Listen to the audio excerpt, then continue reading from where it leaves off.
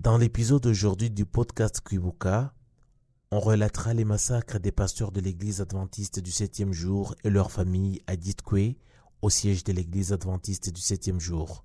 Bien qu'ils aient commencé à s'y réfugier à partir du 18 avril 1994, les attaques ont commencé le 20 mai. Un jour avant de les massacrer, les assassins ont décidé de les emmener au pied du mont Gitovu afin de dissiper la honte de les tuer dans l'église. Plus de 470 femmes et enfants ont été également tués le même jour à la douane dans le district de Ruhango.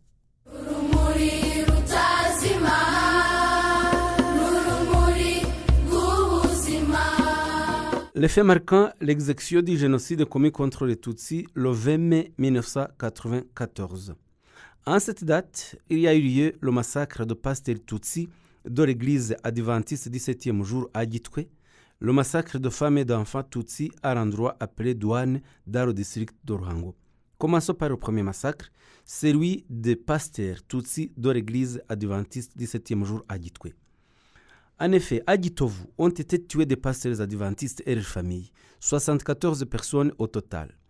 Le 20 mai 1994, Gitovu est situé dans l'ancienne préfecture de Gitarama, commune Murama, secteur Nkomero, actuellement district de Nyanza, secteur Mukingo, cellule Nkomero. Les pasteurs Tutsis de l'église adventiste et leurs familles s'étaient réfugiés à Gitwe parce que c'était le siège principal de l'église, appelé Field, et ils espéraient qu'ils seront protégés. Certains parmi eux y accomplissaient l'apostolat de pasteur au siège de l'église. Ils espéraient qu'ils n'allaient pas être trahis par leurs collègues pasteurs Hutu avec lesquels ils servaient le bon Dieu. Ils croyaient également que les tueurs n'allaient pas oser les massacrer au siège de l'église. D'autres sont venus des communes Massango et Tambwe à Ruhango et de la commune Ntongwe à Nyanza et d'ailleurs. Les premiers y sont arrivés le 18 avril 1994, tandis que d'autres les y ont rejoints. Ils ont été tués le 20 mai 1994, ce qui veut dire qu'ils venaient d'y passer un mois. Ils ont tous été réunis dans un bâtiment de l'église. Seuls les pasteurs et les familles et quelques autres apôtres ont pu y entrer. Parmi ceux qui ont été refoulés, il y a le nommé Kajeguhakwa Ezira, qui vivait à Buhanda et qui était membre de la même église. Ils y ont vécu dans de mauvaises conditions. L'église n'aurait fournissé que peu de vivres par rapport à leur nombre. La population et les membres de l'église n'auraient pas apporté de vivres, mais ils ont quelquefois été ravitaillés par des Tutsis qui s'étaient cachés dans les parages. Le 19 mai 1994, un jour avant qu'ils ne soient massacrés, des pasteurs Hutus de différentes localités du pays se sont réunis à Gitwe. Cette réunion a eu lieu au siège de l'église à Gitwe et y a participé le trésorier de l'église adventiste du 7e jour, Dinodo Mayamaguru Salomon. Le 20 mai 1994, ils ont été amenés à Nkomero pour y être tués à l'endroit appelé Gitovu pour éviter la honte de les tuer au siège de l'église adventiste. Avant de les amener à Gitovu, les tueurs ont d'abord assassiné le pasteur Nzamwita Asiel qui habitait près du bâtiment de l'église adventiste où il s'était réfugié. Lui et sa famille étaient restés chez eux. Il a été abattu par l'un des gendarmes qui était venu de Nyanza pour donner l'exemple du massacre, car tous les autres devaient également être tués. Le véhicule qui les a amenés au lieu du massacre appartenait à l'école des parents de Gitwe appelée ESAPAG, école secondaire de l'association des parents adventistes de Gitwe. Les tueurs ont également utilisé un véhicule de type Hilux qui appartenait à Bouzizi Gratien, qui était un commerçant Tutsi qui dirigeait l'église au siège principal de Gitwe et qui s'était réfugié à Ruhango. Sur la route vers la mort, ces pasteurs Tutsi chantaient la chanson intitulée « Nous allons à Sion ». Ils ont été amenés par le bourgmestre de la commune Murama, Lutiganda Jean Damascène, qui était accompagné de gendarmes venus de Nyanza, et ils étaient venus à Gitwe après avoir tué des femmes et des enfants à l'endroit appelé Douane en commune Murama. Arrivés à Nkomero, de nombreux Hutus les y attendaient. Ils avaient été avertis et portaient des armes traditionnelles avec lesquelles ils les ont tués en dessous de la colline Gitovu, un endroit discret. Les tueurs avaient des armes traditionnelles dont des gourdins, des haches, des machettes et autres outils. Certains tuaient tandis que les autres ensevelissaient sommairement les corps des victimes dans les champs. Ils ont été tués alors que le bourgmestre lui-même était présent ainsi que les gendarmes qui les avaient encerclés.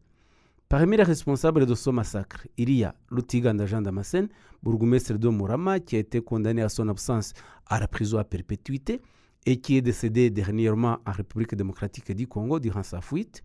Il y avait aussi Ugira Shebuja Eraste, qui était pasteur à Gitwe, qui a été condamné à 19 ans de prison, lui aussi en son absence. Maya Maguru Salomo, trésorier de l'église adventiste, qui a été condamné à son absence à 19 ans de prison et qui vit aujourd'hui aux Philippines. Mugenzi Charles, qui était chauffeur de l'école Sapag, qui lui aussi a fui le pays.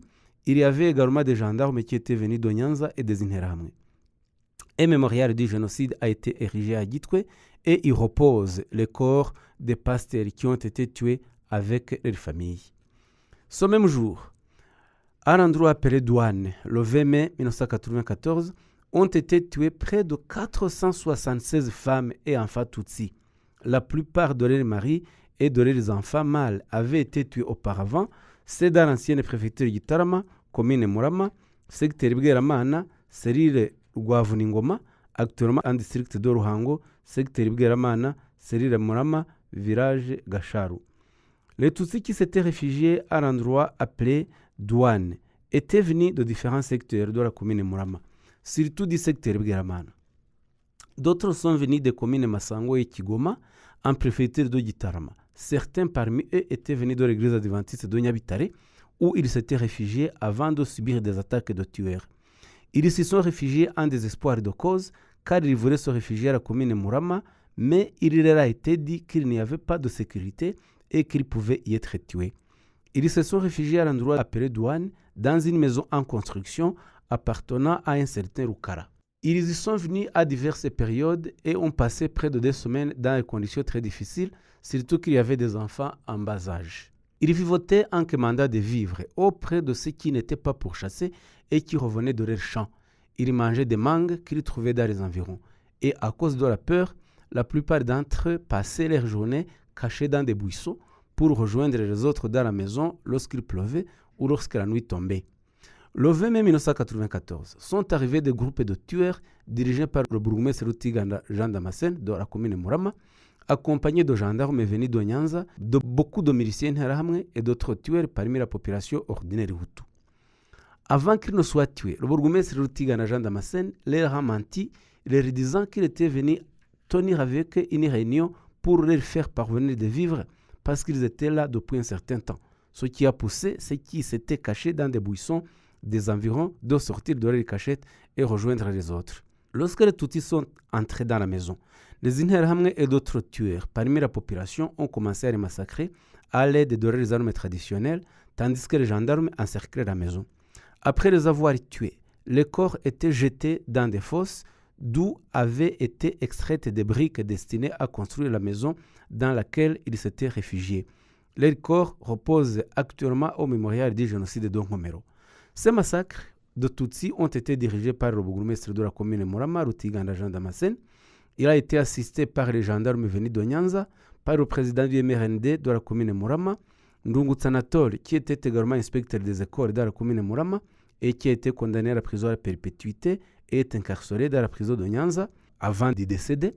Il y avait aussi des Interahamwe comme Munyankindo Augustin, qui lui aussi a été reconnu coupable et condamné à la prison à perpétuité et qui purge sa peine à la prison de Nyanza.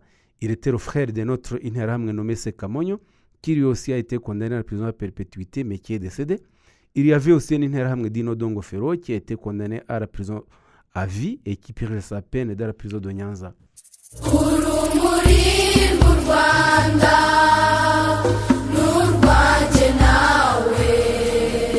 Merci d'avoir écouté ce nouvel épisode du podcast Kwibuka.